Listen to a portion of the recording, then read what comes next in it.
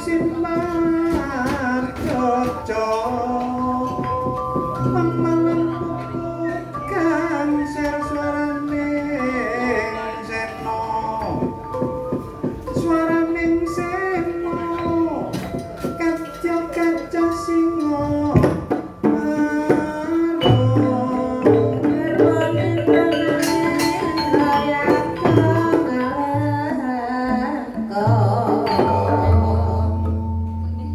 Putune ula kadut Antarja nun kasinggihan dawuh Kanjeng Rama ngaturaken sungkem pangabekti kunjuk wonten ing sandhaping pepodo Rama tak tampa bali pangestu tampanana Antarja kula pundi mugi dadosaken jimat ingkang langkung paripih kaya ngapa anggonmu tak utus sowan menyang Madukara sowan pamanmu Arjuna dina apa pengaraing penganten ditampa apa ora karo Arjuna lho Rama wanter dawuh pangandikanipun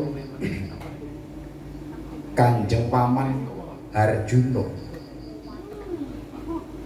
rinten dalu sinten kemawon ingkang saged beta bebana macan putih ingkang saged tata jalma lumrahing jalma manungsa menika ingkang badhe dipun tampi pengaraing penganten dhateng Madukara njaluk macan putih sing bisa tata jalma nun kasinggihan dawuh apa ya ana mangke rumiyin nggih Ndara Arjuna menika penengah Pandhawa Ndara Arjuna menika prajurit Sekar Ningrat Sekar Kembang Ningrat Jagat lanange wong sak jagat ugi juluking Guru Putra tau tati ngentasi karya dadi jagone dewa mestine ngoten nyuwun bebana macan putih sing bisa tata jalma nggih enten nang di maneh golek macan putih sing bisa tata jalma yektine mbok menawa iku ditolak secara halus supaya ora sida besanan karo aku Semar inggih mboten ngoten nggih dhisik Ndara Reyang joblo tak matur nggih jenenge satriya niku enten napa mawon enten wahaya napa mawon contone niki dijaluki bebana macan putih sing bisa tata jalma kaya lumrahe menungsa nggih mestine nggih enten lah nek budal teng Madukara ngarak mboten beta macan putih sing iso tata jalma niku napa mboten damel wirang isin kula timbangane ngoten atuk kula mboten melok kula jomblo dalem nek gak nggawa tuntunan macan putih sliramu gak gelem melok nang Madukara mboten purun nggih gengsi lah Bagong niki Bagong niki wong dadi panakawane Pandhawa niku ndukur-dukurane Pandhawa Puna niku cetha kawan niku kanca cetha nek kula niki kancane Ndara nek Ndara kajeng itu mindak boten bener Ndara kajeng itu mindak keliru kula niki wajibe ngelingaken lah nek budal ngarep boten beto tuntunan niku boten beto macan putih boten usah budal mriko pun timbangane wirang timbangane sini-sini napa malih Ndara Pergiwati niku akeh raja ratu sing ngarepaken anjene nek kepingin rabi ayu niku nggih gedhe bondone paribasane sabrang ana segara getih niku kudu dilakoni to Bagong timbangane ngomong sing tanpa guna wis aja melok ngarep kemanten yang Madukara sing penting Gadut Kaca ayo saiki dikarep menyang Madukara Bagong aja melok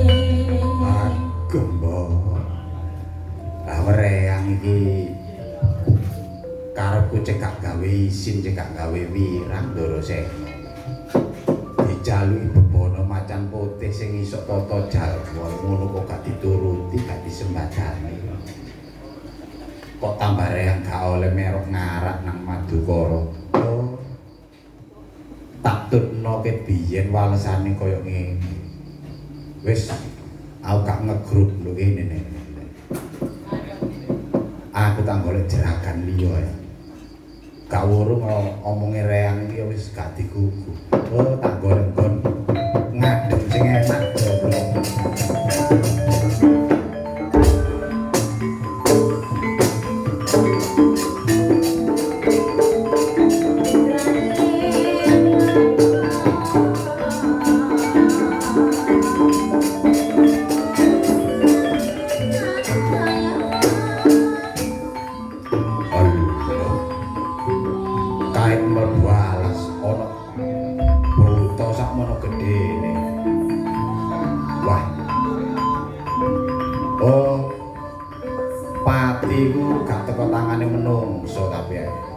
pati urip menungso kok jare sing kuwasa ya tak adepane senajan kok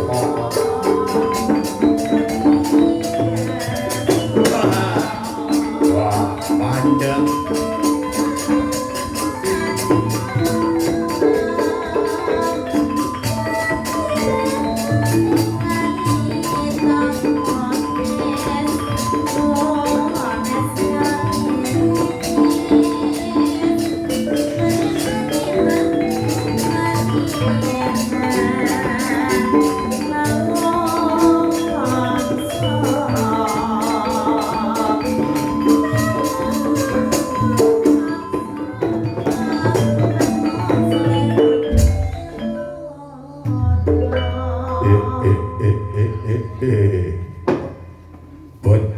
bojleng iblis lanat podo gegojekan mandek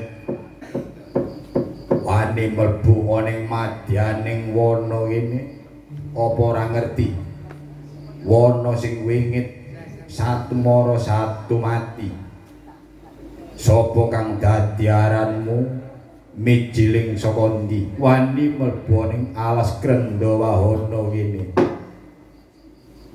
reang jomblo golek nggon sing adem golek papan sing enak lah pikiran bingung sapa sing dadi aran jomblo iya pancen bener kaloi jajil kang dadi aranku sing bau reksa alas Krendawahana iya pancen bener karepe jomblo tak nerusno laku kudu dadi panganku tak gagak orang ngambah lak-lakan jomblo sing ati-ati jomblo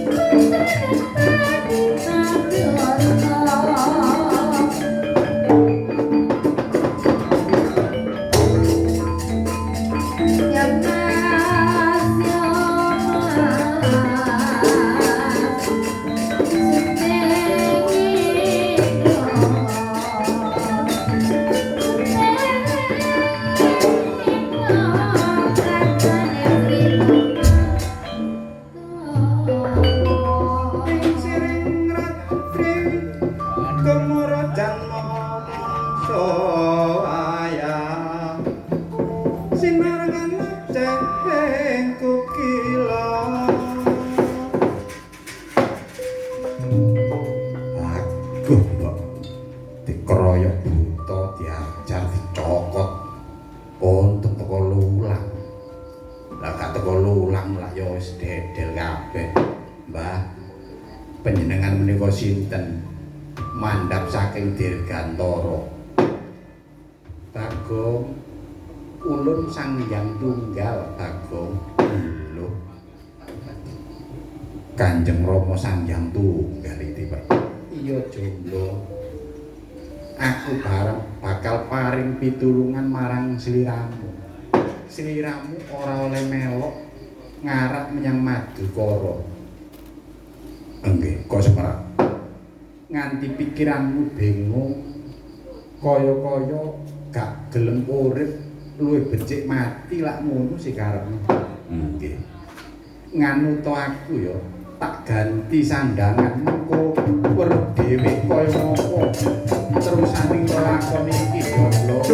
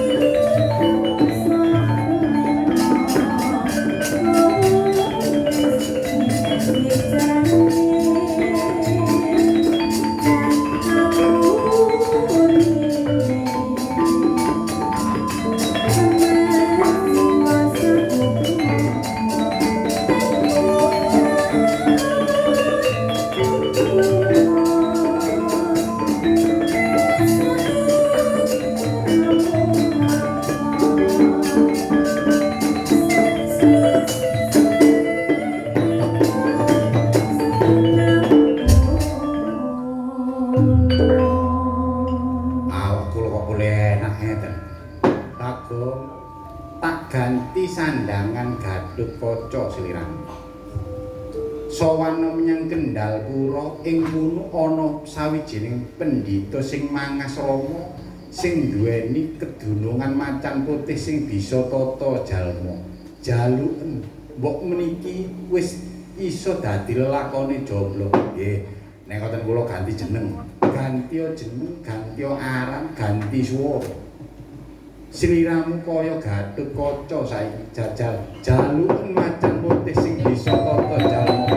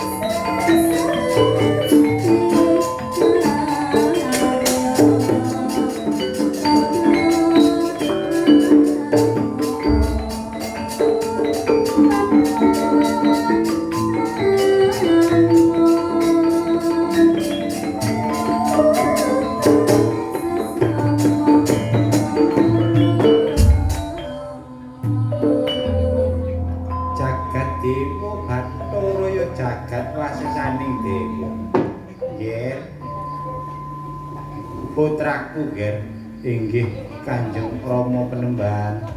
Mbok menawa iki sing tak gadang-gadang iki satriyane ya nggih. Coba tak takonane mbok menawa bener iki sing aran Gatotkaca. Inggih, leres kula ingkang asma Gatotkaca. Tekamu ana ing pertapan Gebang Korwangunan kene. Pados inggih menika macan putih ingkang saged tata jalma kangge pengaraking kemanten dhateng Madukara. Ya, mbok menawa pancen sliramu sing wis tak enteni ya Gatotkaca iki gawon kanggo sarate ngarep menyang Madukara Gatotkaca.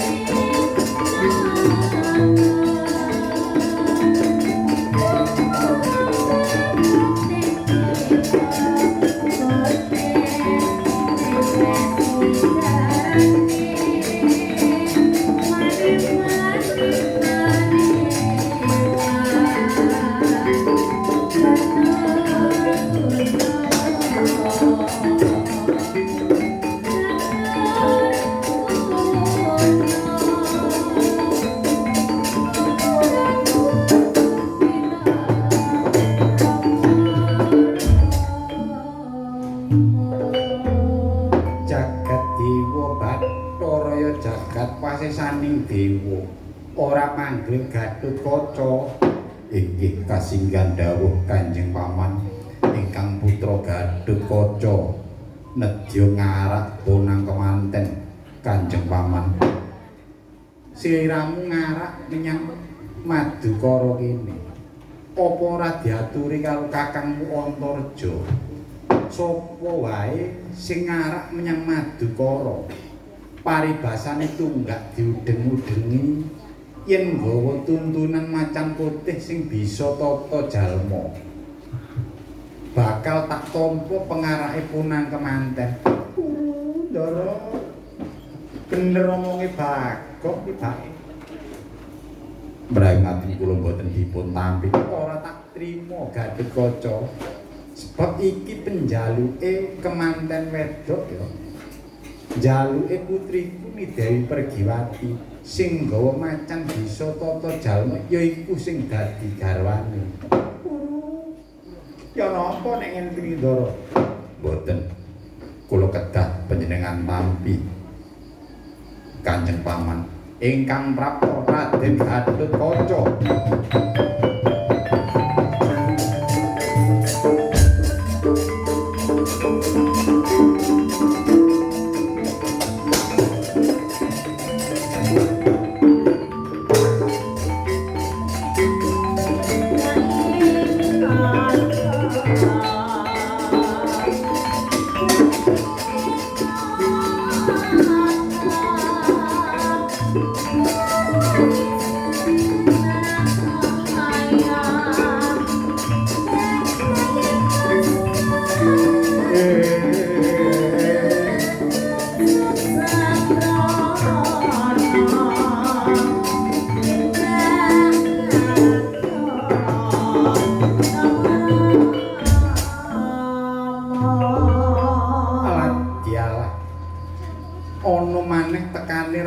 Gatotkaca prasasat jambe sinigar padha baguse padha gagahe. Gatotkaca ndun kasinggihan dawuh Kanjeng Paman sliramu Gatotkaca sing sejati apa Gatotkaca cecaya sliramu? Inggih kula menika Gatotkaca Kanjeng Paman. Yen kaya mengkono bakal ngarak menyang Madukara. Inggih nggawa tuntunan macan putih sing bisa tata jalma. Inggih kula mbeta macan putih sing saged tata jalma Kanjeng Paman. Yen kaya mengkono tak tampa pengarakmu ya bakal tak dhaupna marang putriku Dewi Pergiwati. Gatotkaca ora apa.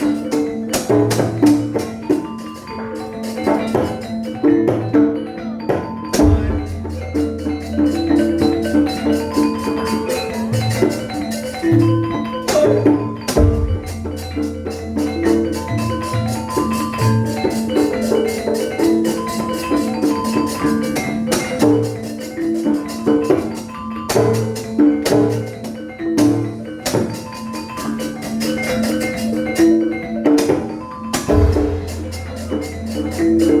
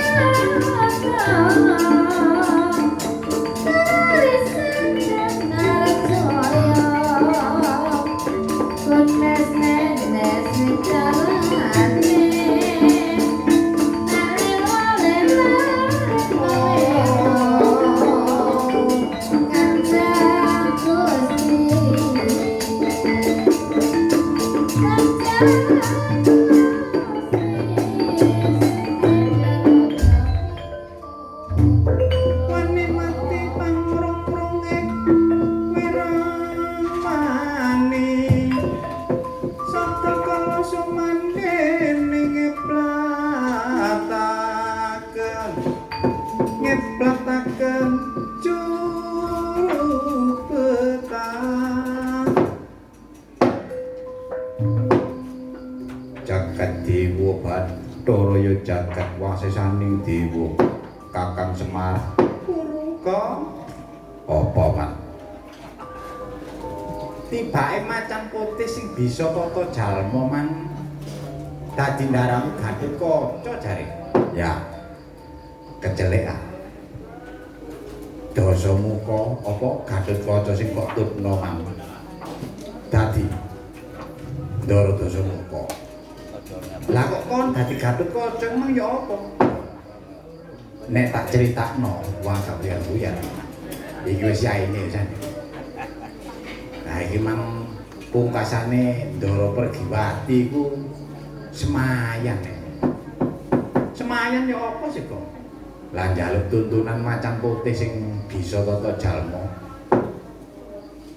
lah kok macan putih sing diajar karo Ndara Dasamuka man dadi ndaramu Gatotkaca macane mung gak putih kok lha iku mang mari kena sumba ya kena sumba kuning man meneh tak cete putih memang goleki takon golek iku kotak nemune macan kuning kadang muni macan putih kate ya apa ngono kok iya lha iki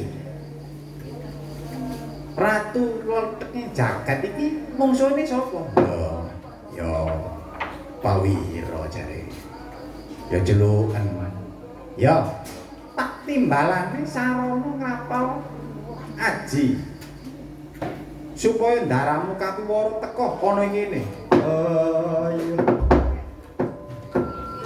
kocap kacarita Kilurah Badranaya Semar senajan para kawan nanging dewa kamanungsan sempeten marpadang yen padang ana padanging singing yen peteng ana padange bulan kelawan lentang Surya Candra Kartika mahanane panguripan ana ing alam donya saknalika ngrapal aji pauling pertapan Kendali Sada kaya dibandul ingkang mencolot pegawan kapiwara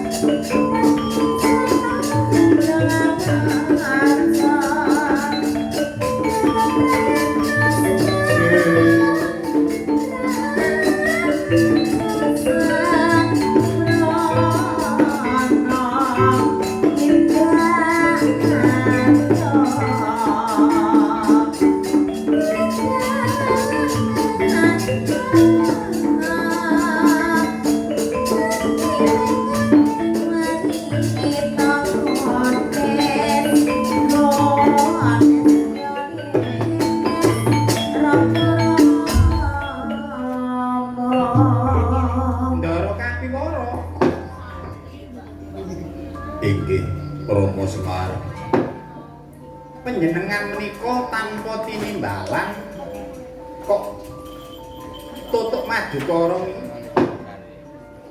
ana sing nimbali aku Kakang Semar sing nimbali sinten sing duwe aji pauling Ndaraku Sri Nalendra Bathara Kresna uga Kanjeng Rama Ismaya ya Kakang Semar dewa kang meja antah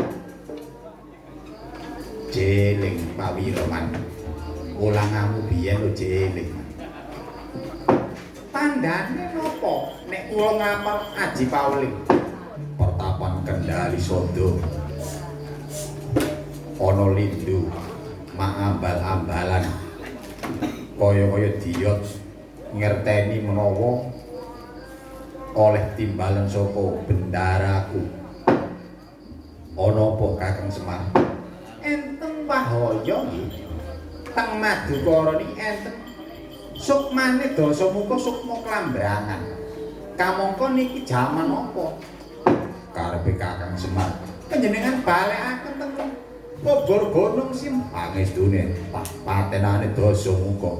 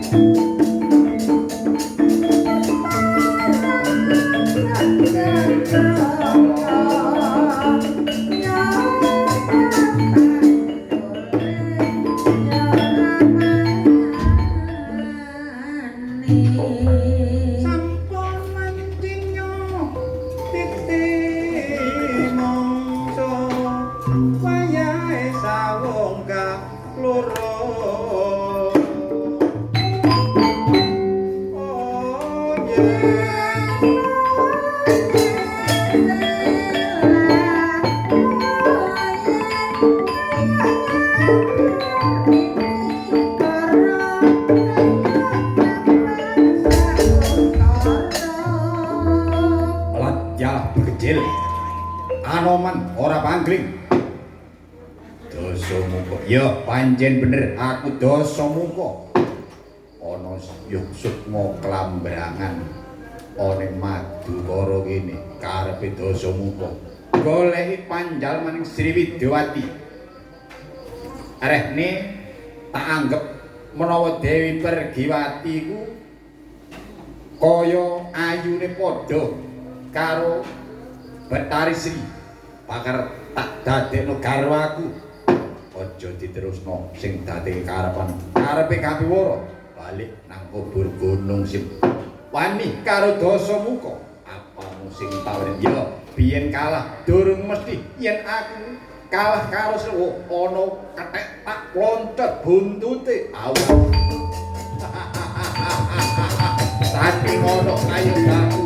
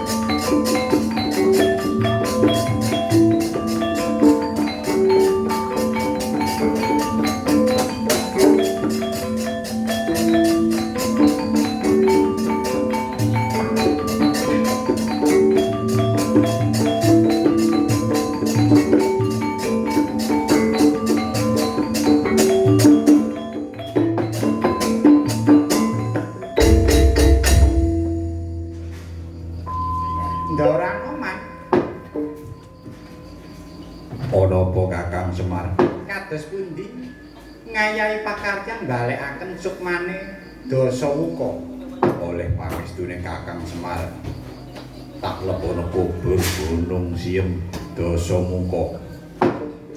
Gatotkaca nun kasinggahan dawuh Kanjeng Wa yen ngene ora bakal sliramu bisa yaiku dawuh karuni Dewi Pergiwati yen ora ana lelakon sing kaya ngene iki jer sanyatane Kanjeng Rama Brantasena menika kados-kados boten melu boten mikiri dawuh kula kalian Ni Dewi Pergiwati. Nah, Ndara rehne niki sampun samubarang wahaya menapa mawon saged kalih ing sambikala monggo sowan dhateng ngarsanipun Ndara Janaka mestreni dawuhing Ndara Gatotkaca.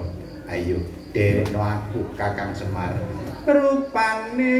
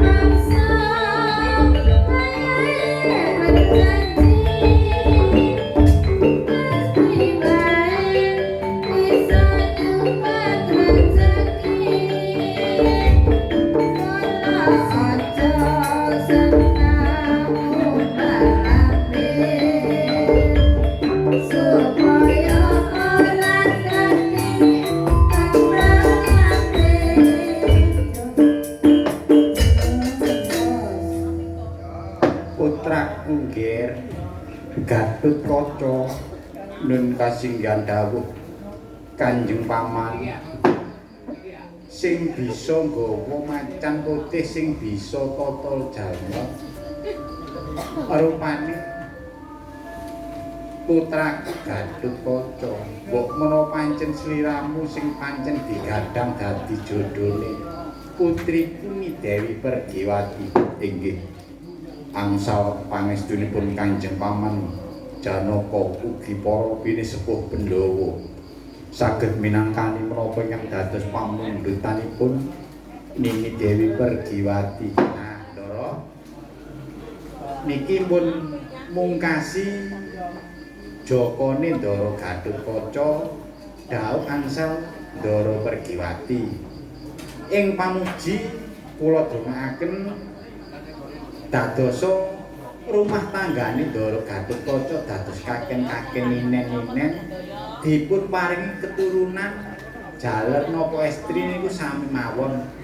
Sing penting nganut kalian agamane, taat kalian agamane, bekti kelawan wong tuane, migunani kangge nusur kelawan bangsane.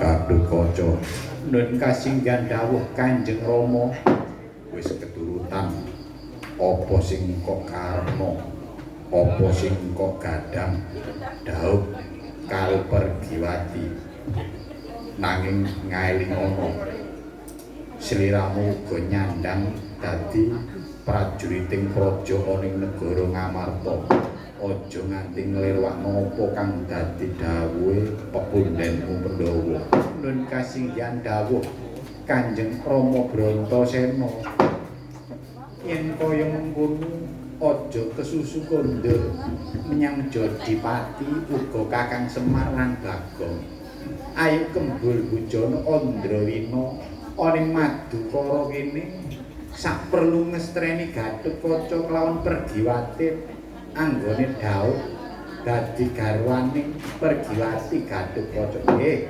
kula nggih ngoten kula dongaken dinten wingking sampun wonten rubeda perkawis menapa sekali merdeka tetep merdeka.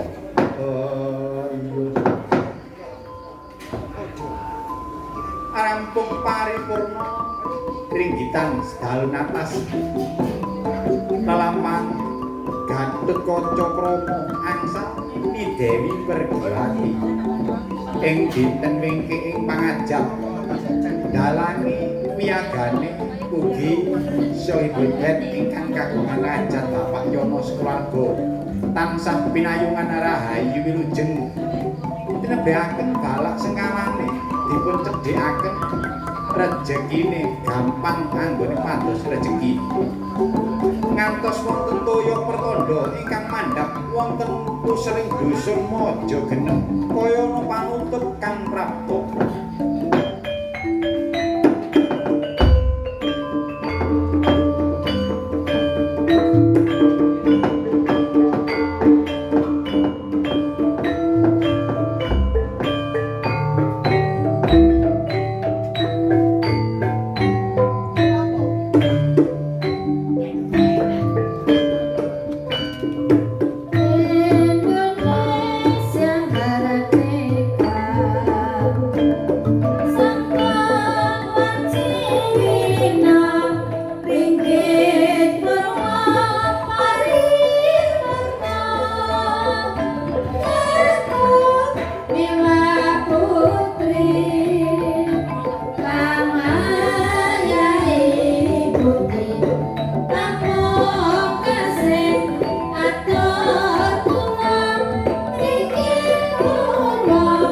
Kami